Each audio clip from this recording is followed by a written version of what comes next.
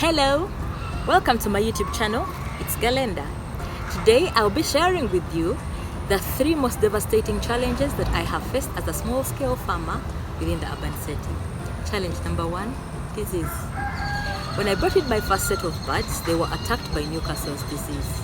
My second batch of birds hatched chicks, which were also attacked by foulpox.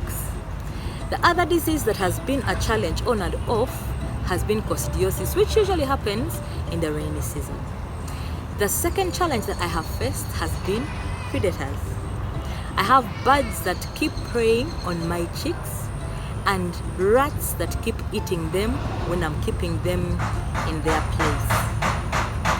The third challenge that I have faced has been theft.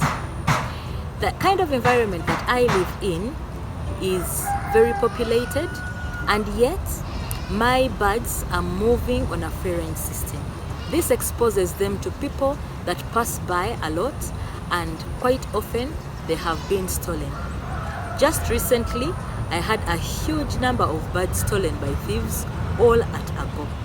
So those were the main challenges that I have faced so far, and I wanted to share them with you.